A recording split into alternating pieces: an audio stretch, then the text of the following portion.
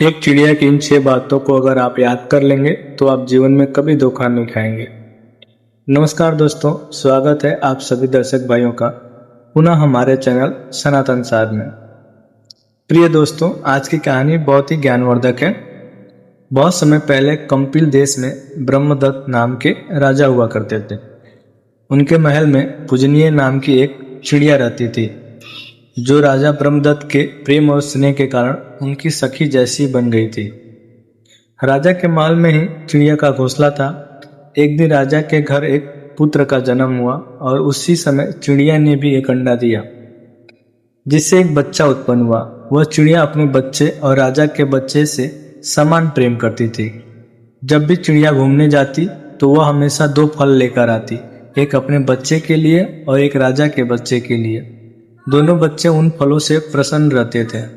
एक दिन की बात है, जब चिड़िया कहीं बाहर गई हुई थी, तभी राजा का पुत्र खेलते खेलते चिड़िया के बच्चे को घोंसले से निकालकर अपने साथ खेलने लगा। लेकिन कसकर पकड़ने के कारण चिड़िया के बच्चे की मृत्यु हो गई। रोज की तरह जब चिड़िया लौटी और उसने अपने बच्चे को मरा हुआ देखा तो वह विलाप करने लगी। यह देखकर राजा को भी बहुत दुख हुआ। क्रोध और गम से व्याकुल होकर चिड़िया ने राजा से कहा, हे नराधम, तूने मेरे बच्चे को अपने पुत्र से मरवा दिया। तू सनातन धर्म को जानने वाला है, फिर भी भूल गया कि शरण में आए हुए की, भूख से व्याकुल की, शत्रुओं से पीड़ित की और लंबे समय से अपने घर में रहने वाले की हमेशा रक्षा करनी चाहिए। यदि मनुष्य इनकी रक्षा नहीं करता तो वह निषिद्ध होकर कुंभिपाक नरक में गिरता है। इतना कहकर चिड़िया ने राजा के पुत्र की दोनों आंखें अपने पंजों से फोड़ दी और आकाश में उड़ गई।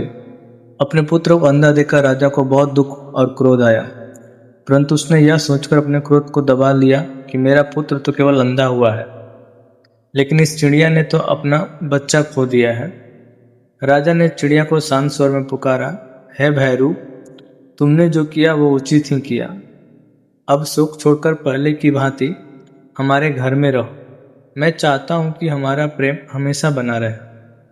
तब चिड़िया ने उत्तर दिया, महाराज, मैं आपके पुत्र के प्रति अपने अपराध को जानती हूँ, इसलिए अब मैं आपके घर में रहना नहीं चाहती।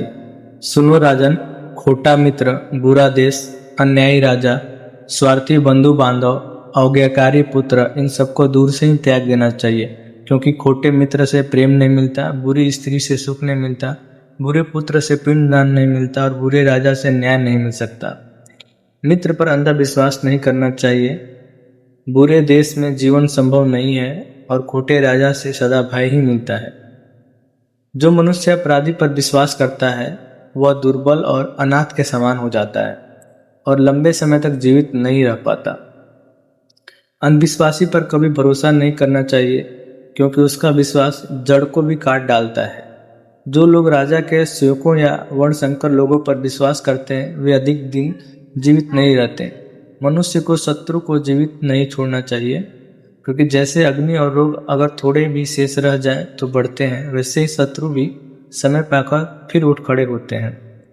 अगर शत्रु हंसता बोलता हो, साथ बैठकर खाता पीता हो, फिर भी वह मन ही मन पुराना बैर याद रखता है। इसलिए शत्रु पर विश्वास कभी न करें। इंद्र ने अपने ही दामाद पुलोमों का वध कर दिया था, इसलिए शत्रु चाहे कितना भी निकट क्यों न हो, उस पर भरोसा नहीं करना चाहिए। जैसे मृग बहेलिए के पास नहीं जाता, वैसे ही बुद्धिमान मनुष्य बैर रखने वाले शत्रु के पास नहीं जाना चाहिए। अगर शत्रु बढ़ रहा हो तो उसके पास निवास नहीं करना चाहिए। जैसे बढ़ती नदी का वेग वृक्ष को गिरा देता है, वैसे ही शत्रु की शक्ति भी नाश कर देती है। जो मनुष्य इन बातों को ध्यान में रखता है वह जीवन में कभी भी शत्रुओं से आहत नहीं होता है। इतना कहकर वह चिड़िया आकाश में उड़ गई। दोस्तों, अगर इस कहानी से आपने कुछ सीखा हो तो वीडियो को लाइक और शेयर कीजिए और कमेंट सेक्शन में अपनी राय जरूर बताइए।